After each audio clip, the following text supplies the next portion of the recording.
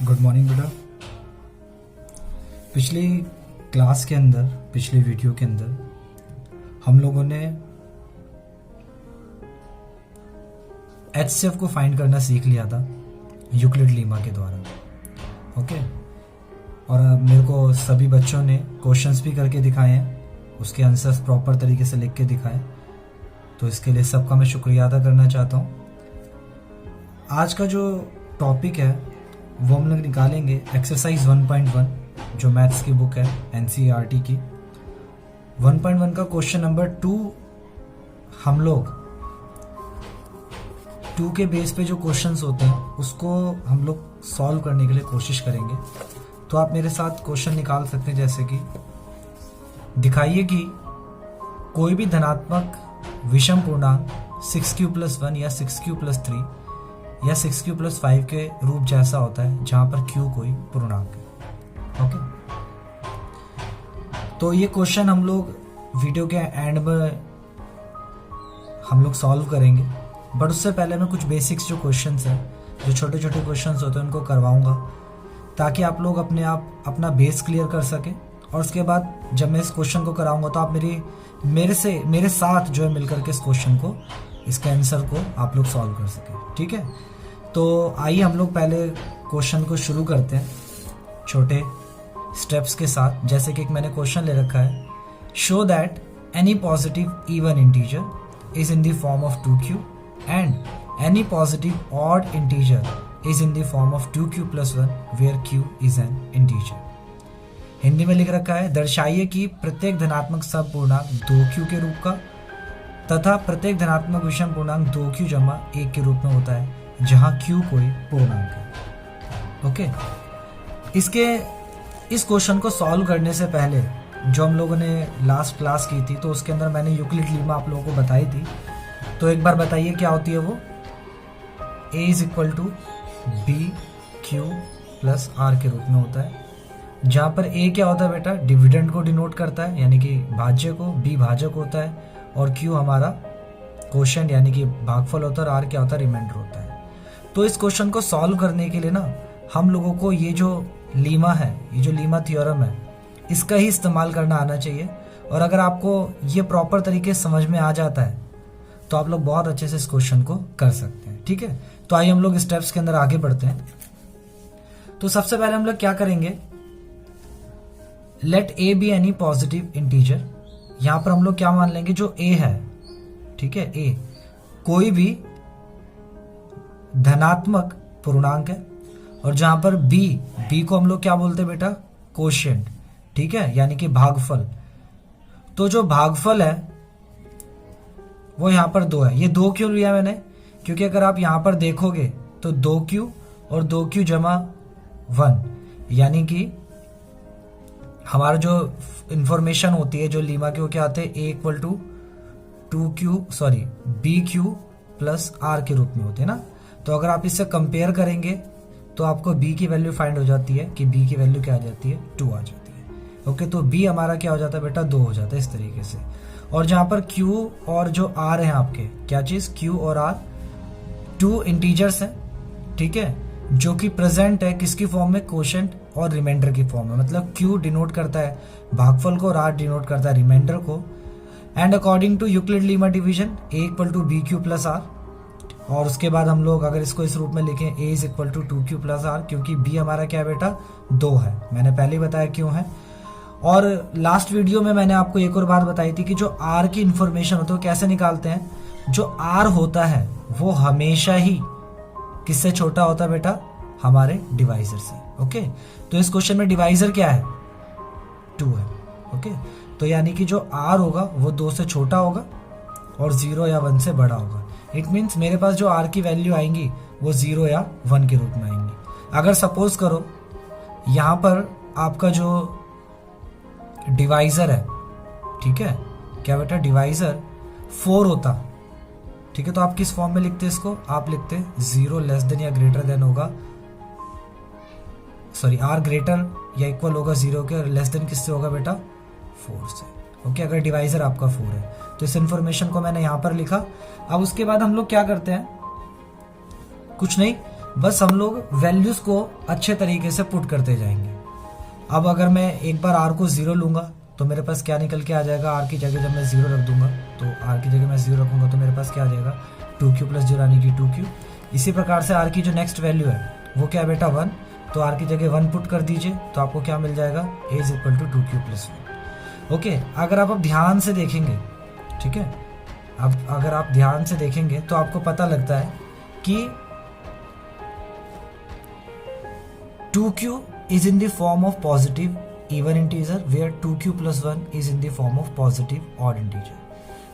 अब इस बात को समझने के लिए कि कौन धना मीन्स कौन विषम है या कौन सम है, यानी कि कौन इवन है कौन इवन है और कौन सी संख्या हमारी ऑड है, इसको समझने के लिए आपको पता होना चाहिए इवन नंबर यानी कि सम संख्या क्या होती हैं जो 2 के टेबल से डिवाइड हो जाते हैं। किसके टेबल से डिवाइड हो जाती हैं? 2 के टेबल से। और जो ऑड नंबर्स होते हैं वो किसके टेबल से डिवाइड हो जाते हैं? 2 के टेबल से नहीं, वो 2 के टेबल से पूरी तरीके से डिवाइड नहीं होते। इसका मतलब हम इवन नंबर्स को क्या बोल सकते हैं बेटा? जो आप कंचे खेले हो, सब लोग याद है ना कंचे? तो कंचे जब खेलते हो तो आप लोग जोटा बनाते हो, ठीक है, जोटा। और आप लोग जब एक चीज आती है जोटा और कल्ली, तो जो इवन नंबर्स होते हैं उनको हम जोटा बोलते हैं और जो ऑड नंबर्स होते हैं उनको कल्ली। तो एक छोटा सा ट्रिक है याद करने के लिए इवन क्या होता है और ऑड क्या होता है। अगर आप इस वीडियो में देखें, इस क्वेश्चन में देखें तो क्या इसमें 2 कॉमन है? यस, 2 कॉमन है, इसलिए यानी कि ये क्या हो जाएगा बेटा इवन नंबर कहलाएगा। और अगर आप इसको देखेंगे तो क्या इस पूरे में 2 कॉमन आ रहा है? इधर तो 2 है बट इधर 2 कॉमन नहीं है, तो ये क्या हो जाएगा बेटा ऑड आ जाएगा, ठीक है। तो इसलिए 2 की किस रूप में हो जाएगा? 2 की जो है वो हमारा किस रूप में हो जाएगा? इवन के रूप में। और 2q प्लस 1 जो है किसके रूप के अंदर हो जाएगा बेटा? ऑड के रूप में हो जाएगा। ओके, इस क्वेश्चन को मैंने पूरी तरीके से हिंदी में भी सॉल्व कर रखा है, तो आप लोग चाहिए तो यहाँ पर देख लीजिए। मैंने प्रॉपर तरीके से आप लोगों के लिए हिंदी में सॉल्व कर रखा है इसी क्वेश्चन को। चाहिए तो मैं इस क्वेश्चन का जो पूरे तरीके से डिस्क्रिप्शन है, आप मीन्स क्या कहते हैं, इस क्वेश्चन को मैं फिर से इसका आंसर जो है वीडियो के एंड में एक फोटो की तरह लगा दूंगा, तो आप लोग वहां से भी देख सकते हैं। आइए हम लोग एक क्वेश्चन को और सॉल्व करने की कोशिश करते हैं।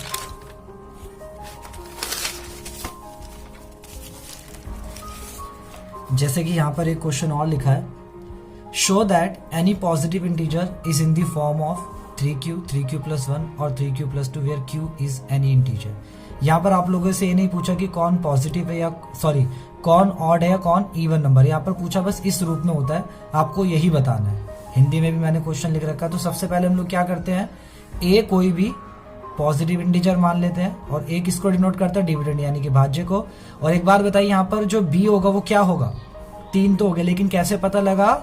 मैंने बताया ना बी क्यू प्लस आर के रूप में ए की वैल्यू होती है। तो जो बी है क्यू के साथ का कॉफिशिएंट ये 3, तो हमारा क्या हो जाएगा बेटा? ये हमारा यानी कि डिवाइजर b की वैल्यू 3 आ जाएगी, जहां पर q और r 2 इंटीजर्स हैं। आपको मैंने पहले ही समझा दिया था यूक्लिड लीमा के द्वारा।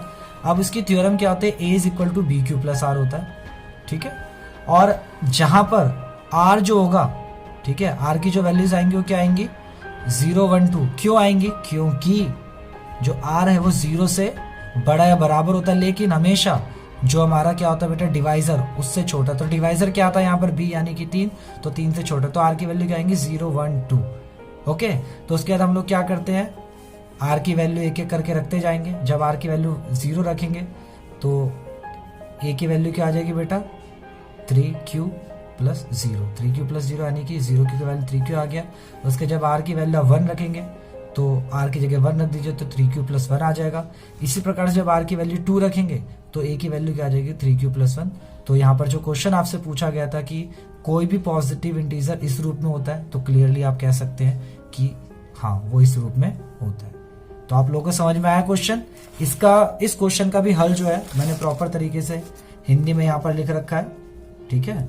तो आप लोग वीडियो के जो एंड में मैं एक पिक लगाऊंगा, फोटो लगाऊंगा, उसके अंदर आप इसका सोल्यूशन देख सकते हैं। हिंदी वाले हिंदी में भी लिख सकते हैं। तो चलिए आइए आप मेरे साथ जो क्वेश्चन नंबर था उसको सॉल्व करने के लिए कोशिश करेंगे। ओके, जो 6.2 का क्वेश्चन सॉरी 1.1 का जो सेकंड क्वेश्चन था उसको हम लोग कोशिश करेंगे सॉल्व करने के लिए। तो बुक निकाल लीजिए मेरे साथ आप लोग, और वहां पर क्वेश्चन नंबर जो 2 है 1.1 का उसको सॉल्व करने की हम कोशिश करते हैं। तो यहाँ पर क्या लिखा है 6 प्लस 1, 6 प्लस 3 या फिर 6 प्लस 5 के रूप में होता है। कौन? धनात्मक विषम पूर्णांक।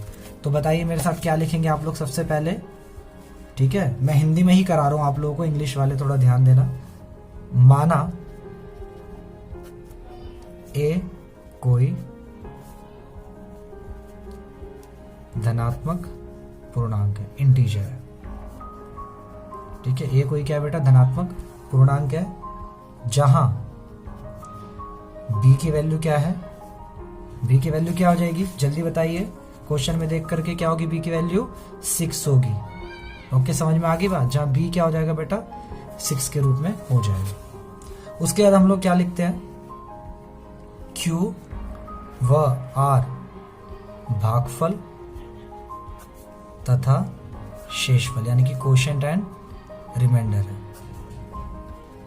ठीक है, यूक्लिड विभाजन, ठीक है, प्रमेय द्वारा। और इसको शॉर्ट फॉर्म में हम कैसे लिख सकते हैं? a is equal to b q plus r के रूप में। इतनी बात क्लियर हुई? अब जल्दी से बताइए नेक्स्ट स्टेप में क्या हो जाता है? जो a की वैल्यू बनेगी वो क्या होगी?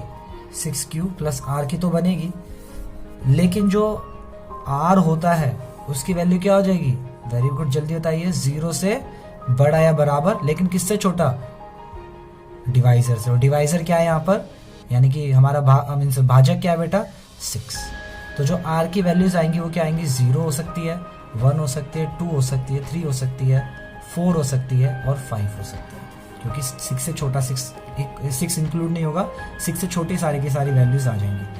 अब हम लोग क्या करेंगे? एक एक करके वैल्यू रखेंगे। एक एक करके जब वैल्यू रखेंगे, पुटिंग r इक्वल टू 0, तो जल्दी बताइए a की वैल्यू क्या हो जाएगी? 6q प्लस 0, यानी कि 6q। और जब दोबारा से हम पुट करेंगे,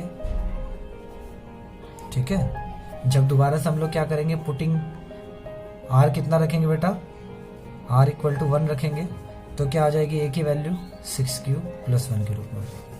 इसी प्रकार तीसरे स्टेप में क्या रखेंगे आप? r की वैल्यू 2, तो क्या वैल्यू हो जाएगी a की? 6q प्लस 2 के रूप में। फिर से एक और वैल्यू रखिए, पुटिंग r इक्वल टू 3, तो a की वैल्यू क्या आ जाएगी? 6q प्लस, वेरी गुड, बताइए, 3। एक और बात, पुटिंग r इक्वल टू कितना? 4, तो a की वैल्यू क्या आ जाएगी? 6q plus 4। Last step, putting r equal to 5, तो a की वैल्यू क्या आ जाएगी? जल्दी बताइए, a की वैल्यू क्या आएगी? 6q plus 5। ओके, अब हमारे पास ये सारी की सारी वैल्यू हमने रख दी। अब हमको पता लगाना है, जो क्वेश्चन में पूछा था क्या, कि इनमें से ये जो चीजें है ना, जो ये वाली चीज है 6q plus 1, 6q plus 3, 6q plus 5, क्या है बेटा? धनात्मक विषम पूर्णांक, यानी कि पॉजिटिव ऑड इंटीजर है। ये कैसे पता करेंगे? चलिए आइए वीडियो पे आते हैं दोबारा से। अब एक बात बताइए, क्या इसके अंदर 2 कॉमन आ रहा है? यस, 2 कॉमन आ रहा है, तो मैं इसको क्या लिख सकता हूं बेटा? 2 इंटू 3q के रूप में। क्या इसके अंदर 2 कॉमन है पूरे में? इसमें तो, बट इसमें नहीं है ना, तो इसमें कॉमन नहीं आ सकता। क्या इसके अंदर 2 कॉमन आ सकता है? आ सकता है, तो इसको मैं क्या लिख सकता हूं? 2q प्लस, सॉरी, क्या लिख सकता हूं? 2 बाहर आ जाएगा तो मेरे पास क्या हो जाएगा? अंदर 3q और प्लस 1, 3q प्लस 1 के रूप में। इसी प्रकार से क्या इसके अंदर 2 कॉमन आ सकता है? इसमें आ सकता है, लेकिन इसमें नहीं, तो पूरा नहीं हो सकता कॉमन। इसके बाद मैं इसमें देखता हूं, क्या इसके अंदर 2 कॉमन है? 2 कॉमन है, तो मैं क्या लिख सकता हूं इसको? 2 कॉमन आएगा तो अंदर क्या आ जाएगा? 3q plus 2। और इसके अंदर क्या 2 कॉमन है हमारा? नहीं आ सकता। तो आप देखेंगे जिसके अंदर 2 कॉमन है उसको तो हम लोग क्या बोलते हैं बेटा? इवन, यानी कि सम, जोटा वाली बात। ये भी हमारा क्या कहलाएगा? सम कहलाएगा। क्यों? क्योंकि इसके अंदर 2 जो है कॉमन है। अब बाकी जो बचे हैं 6q प्लस 1, क्या इसके अंदर 2 कॉमन है? नहीं, तो ये ऑड है। इसमें भी 2 कॉमन नहीं है, तो ये भी ऑड होगा। इसमें भी 2 कॉमन नहीं है, तो ये भी क्या होगा बेटा? ऑड होगा। समझ में आई बात आपको?